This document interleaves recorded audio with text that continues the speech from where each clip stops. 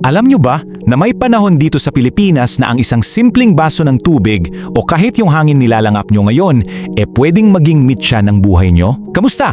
Welcome sa ating pagsusuri kung saan hihimayin natin ang kwento ng isang lalaking literal na nagligtas sa ating lahi, si Dr. Hilario Lara. Noong early 1900s kasi, sobrang dilim ng sitwasyon ng bansa. Hindi lang tayo nakikipagpalamit sa mga dayuhan, mas matindi yung kalaban nating tahimik at hindi nakikita. At heto yung mga kalaban na yon: kolera, tipus, bulutong. Pamilyar siguro kayo sa mga sakit na yan. Pero noong unang panahon, ang tatlong tahimik na mamamatay tao na ito, grabeng manalasa. Libu-libong Pilipino yung namamatay araw-araw nang hindi man lang nila naiintindihan kung ano yung unti-unting pumapatay sa kanila. Nakapanlulumo. Pero sa gitna ng matinding takot na yan, may isang batang taga Cavite na sumumpa sa sarili niya. Hindi niya hayaang maubos ang kanyang mga kababayan ng ganun-ganun na lang. So isinilang si Dr. Lara noong January 15, 1894 sa Imus, Cavite. At habang lumalaki siya at nag-aaral ng medisina, may napansin siyang isang napakalungkot na katotohanan. Yung pagpapagamot sa doktor, luho yan para lang yan sa mga mayayaman. Para sa mga ordinaryong Pilipino, nakita mismo ni Dr. Lara kung paano nagiging literal na killing fields o puntod yung mga communities nila dahil lang sa kakulangan sa kalinisan at tamang sanitasyon. Wala talaga silang kalaban-laban. Kaya naman, napatanong siya. At grabe, itong simpleng tanong na to ang bumago sa lahat.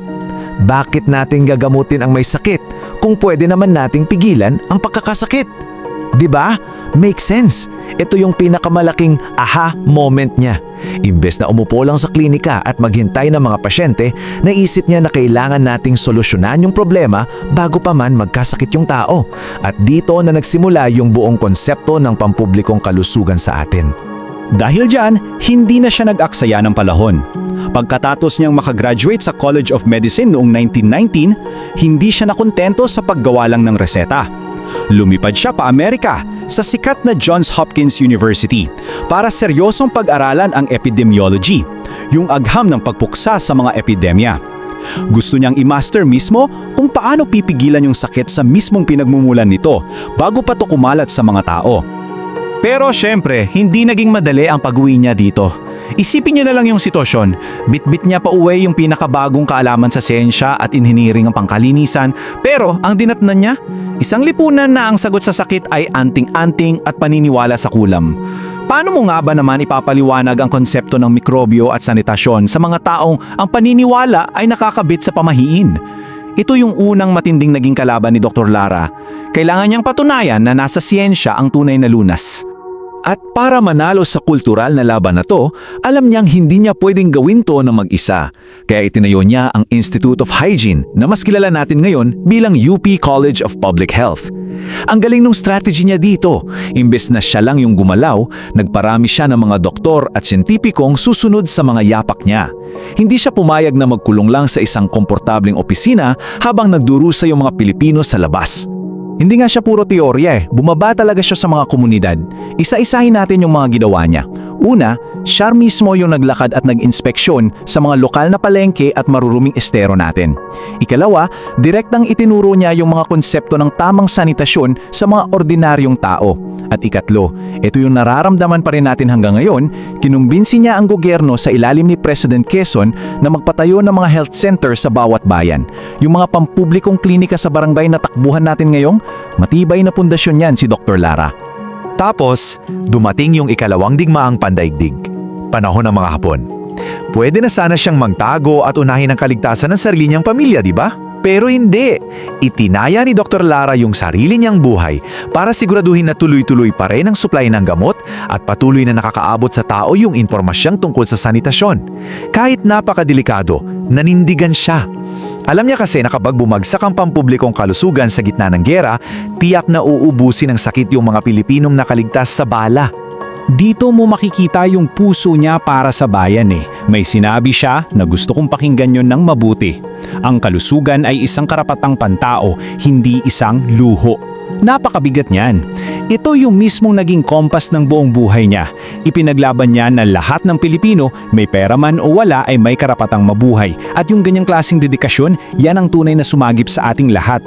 Kaya fast forward tayo sa taong 1985. Makalipas ang mahigit 50 taon ng walang patid at tapat na serbisyo, sa wakas, iginawad na rin kay Dr. Hilario Lara ang pinakamataas na karangalan mula sa ating bansa, ang pagiging isang pambansang alagad ng aham. Isang pagkilala na, sa totoo lang, sobrang tagal nang nararapat para sa kanya. Pero beyond the titles, ang tunay na pamana niya ay nakaukit mismo sa mga buhay natin ngayon. Dahil sa mga pulisya niya, bumagsak ng husto yung mortality rate o bilang ng mga namamatay sa bansa. Siya ang nag-umpisa ng mga malawakang vaccination programs at walang sawang siyang nagtulak na magkaroon ng malinis na tubig ang bawat tahanan. Isipin nyo na lang, kung wala yung mga mismong proyektong yan, malamang marami sa mga lolo at lola natin ang hindi nakaligtas. At syempre, marami sa atin wala rin dito ngayon. Nakakapagtaka lang na madalas wala man lang siyang pangalan sa mga libro natin sa kasaysayan, di ba? Nakasanayan kasi natin na kapag sinabing bayani, ang naiisip natin agad ay yung mga sumusugod sa labanan na may hawak na itak at baril. Pero paano naman yung mga tahimik nating tagapagbantay? Yung mga bayaning ang sandata ay mikroskopyo at mahuhusay na health policy. Hindi ba't kasing dakilarin ng pakikidigma sa bundok ang pagliligtas ng milyon-milyong buhay mula sa sakit? Ang totoo niyan, ang mga pinakamatitinding laban para sa ating kaligtasan ay hindi palaging nangyayari sa battlefield. Nangyayari ito araw-araw sa loob ng ating mga tahanan, sa mga gripo kung saan tayo kumukuha ng malinis na tubig at sa ating mga maliliit na komunidad.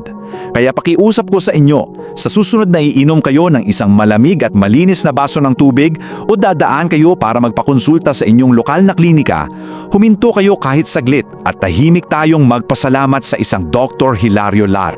Bago tayo maghiwa-hiwalay, gusto ko kayong iwanan ng katanungang ito. Sino pa kaya yung mga hindi kilalang bayani natin, lalo na sa larangan ng siyensya, na tahimik na nag-ambag ng malaki sa buhay na tinatamasa natin ngayon? Sigurado akong napakarami pa nating kwentong hindi natutuklasan sa kasaysayan. Kaya patuloy lang kayong maghanap, magtanong at matuto. Maraming salamat sa pagsama nyo sa malalimang pagsusuring ito at hanggang sa muli nating pagkikita.